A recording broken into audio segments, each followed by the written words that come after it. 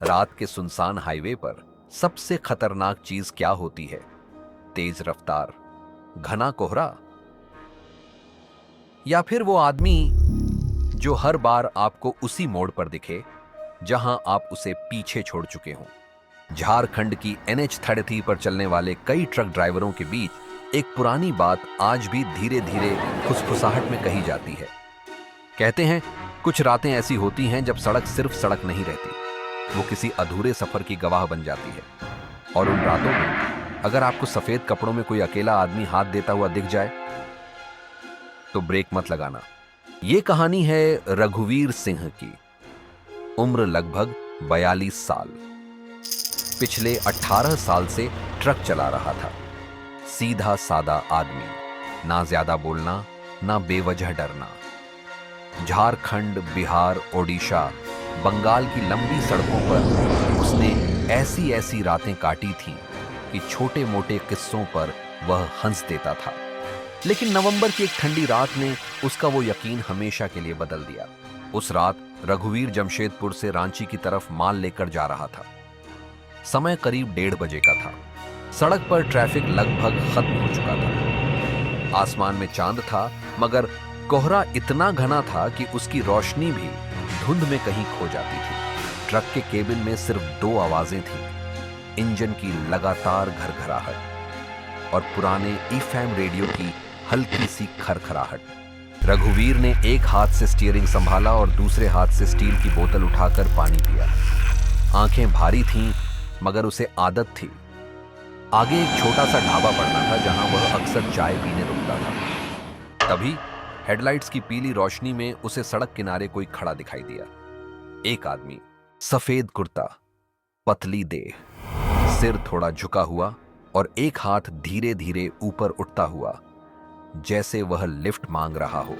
रघुवीर ने स्वाभाविक तौर पर एक्सीलेटर हल्का छोड़ दिया। फिर अचानक उसे कुछ याद आया। 3 दिन पहले उसी रूट पर एक दूसरे ड्राइवर शकील ने चाय पीते वक्त कहा था, भाई, रात में अगर पुराने माइलस्टोन वाले मोड़ के पास कोई अकेला आदमी हाथ दे तो मत रोकना, भले इंसान लगे पर होता इंसान नहीं। उस वक्त ढाबे पर बैठे सब लोग हंस पड़े थे। रघुवीर भी हंसा था। लेकिन इस समय उसी मोड़ के पास वैसा ही एक आदमी सचमुच खड़ा था। रघुवीर ने ट्रक की रफ्तार कम तो की, मगर पूरी तरह नहीं रोकी। जैसे ही ट्रक उस आदमी के पास से गुजरा, रघुवीर की नजर एक पल के लिए उसके चेहरे पर पड़ी। चेहरा अजीब तरह से फीका था। आंखें जैसे सीधा देख नहीं रही, बल्कि आर पार झांक रही हैं। और सबसे अजीब बात, उस आदमी के पैरों के आसपास की धुंध बिल्कुल स्थिर थी, जैसे हवा वहां रुक गई हो। रघुवीर ने तुरंत नजर फेर ली और ट्रक आगे बढ़ा दिया। लेकिन कुछ ही मिनट बाद आगे सड़क पर लगभग आधा किलोमीटर दूर हेडलाइट की रोशनी में फिर वही आकृति खड़ी थी। रघुवीर के गले में कुछ अटक गया। नहीं, यह नहीं हो सकता। उसने तुरंत रियर व्यू मिरर में देखा। पीछे कोहरा था, खाली सड़क थी, कोई नहीं। उसने फिर आगे देखा। वो आदमी अब भी खड़ा था।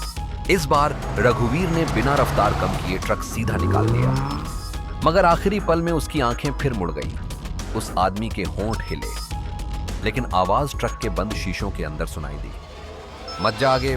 रघुवीर का पैर एक पल को ब्रेक पर पड़ते पड़ते बचा। उसने रेडियो बंद कर दिया। अब केबिन में सिर्फ इंजन था और उसकी धड़कन। करीब 10 मिनट बाद उसे ढाबे की टिमटिमाती लाइट एक राहत सी उसके भीतर दौड़ी। उसने ट्रक साइड में लगाया और नीचे उतर गया। ढाबे पर सिर्फ 3 लोग थे, एक बूढ़ा चाय वाला, एक नींद में झूलता हेल्पर और कोने में अंगीठी के पास बैठा एक ट्रक ड्राइवर। रघुवीर ने बिना कुछ बोले पानी मांगा। उसके हाथ हल्के कांप रहे थे।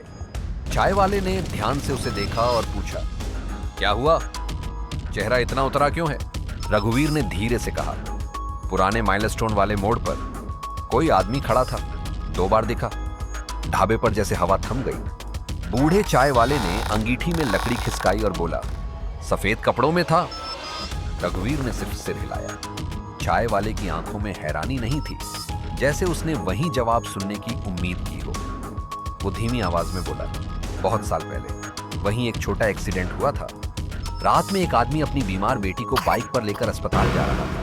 कोहरा बहुत था। एक तेज ट्रक ने उन्हें देख नहीं पाया। बेटी बच गई, आदमी वहीं मर गया।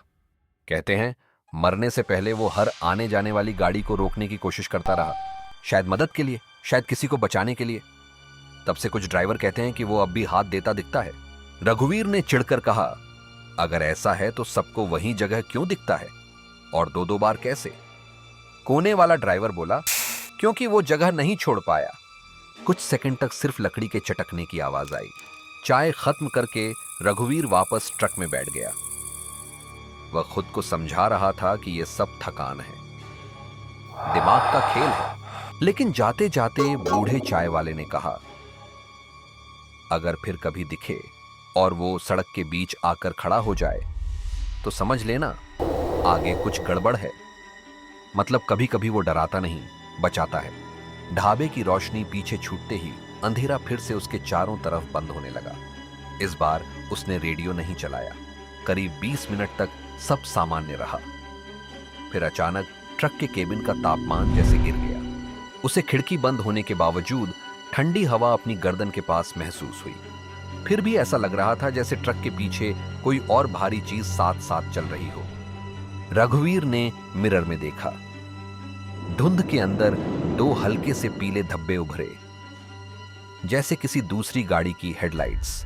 मगर अगली ही पल वे रोशनियां गायब हो गई पूरी तरह। उसने फिर सामने देखा और उसका खून जैसे जम गया। वही सफेद आदमी इस बार सड़क के बिल्कुल बीचों बीच खड़ा था, हाथ उठाकर नहीं, दोनों हाथ फैलाकर, जैसे वह रास्ता रोक रहा हो। रघुवीर ने पूरी ताकत से ब्रेक दबाई। ट्रक चीखता हुआ सड़क पर घिसटा। हेडलाइट्स सीधे उस जगह पर पड़ रही थीं जहां अभी अभी वह आदमी खड़ा था, लेकिन अब वहां कुछ भी नहीं था। रघुवीर नीचे उतरा और आगे की जमीन देखी। सड़क का एक बड़ा हिस्सा धंस चुका था। अगर ट्रक 2-3 सेकंड और आगे बढ़ जाता तो पूरा वाहन नीचे पलट सकता था। रघुवीर बिल्कुल चुप खड़ा रहा। डर के साथ इस बार उसके भीतर एक और एहसास था। क्या उसने सचमुच उसे बचाया? उसी समय सड़क के दूसरी ओर कोहरे के बीच उसे वही आकृति फिर दिखाई दी। इस बार वह बस शांत खड़ी थी। धीरे धीरे उसने सिर झुकाया, जैसे किसी ने धन्यवाद कहा हो या विदा, और फिर वह धुंध में घुल गई। करीब आधे घंटे में 2 और ट्रक और कुछ लोकल लोग वहां पहुंच गए। सबने मिलकर रास्ता देखा। एक आदमी बोला, अरे अगर गाड़ी आगे जाती तो सीधा नीचे थी। दूसरे ने पूछा, तूने इतनी सही टाइम पर ब्रेक कैसे मारी? रघुवीर कुछ पल चुप रहा, फिर बोला, सामने कोई खड़ा था। एक बुजुर्ग ने बहुत धीरे कहा, फिर आज उसने किसी और को बचा लिया। उस रात के बाद रघुवीर पहले जैसा नहीं रहा। डरपोक भी नहीं बना, लेकिन घमंडी जरूर नहीं रहा। अब जब भी वह उस रूट से गुजरता, पुराने माइलस्टोन वाले मोड़ से थोड़ा पहले ट्रक की रफ्तार कम कर देता। कभी कभी वह सड़क किनारे एक छोटी पानी की बोतल या अगरबत्ती रख देता। कई महीने बीत गए। फिर एक रात लगभग उसी मौसम में वह फिर उसी रास्ते पर था। इस बार कोहरा कम था, सड़क साफ दिख रही थी। रघुवीर ने आदतन उस मोड़ के पास आते ही गति धीमी की। उसने सड़क किनारे देखा, कोई नहीं था। सिर्फ सड़क के किनारे एक नया पीला बोर्ड लगा था, सावधान। आगे सड़क धंसी हुई थी, धीरे चलें। रघुवीर हल्का सा मुस्कुराया। उसने बहुत धीमे से कहा, ठीक है भाई, इस बार मैं संभल कर जा रहा हूं। ट्रक आगे बढ़ गया। पीछे कोहरा था, सामने लंबी सड़क, और केबिन में पहली बार डर नहीं, एक अजीब सी शांति थी। लेकिन NH-33 पर सफर करने वाले कुछ पुराने ड्राइवर आज भी कहते हैं कि बहुत ठंडी, बहुत सुनसान रातों में पुराने माइलस्टोन वाले मोड़ के पास एक सफेद आदमी अब भी कभी कभी हाथ देता दिखाई देता है। फर्क बस इतना है, वो हर किसी को नहीं रोकता, सिर्फ उन्हें जिन्हें आगे बढ़ने से पहले रुक जाना चाहिए।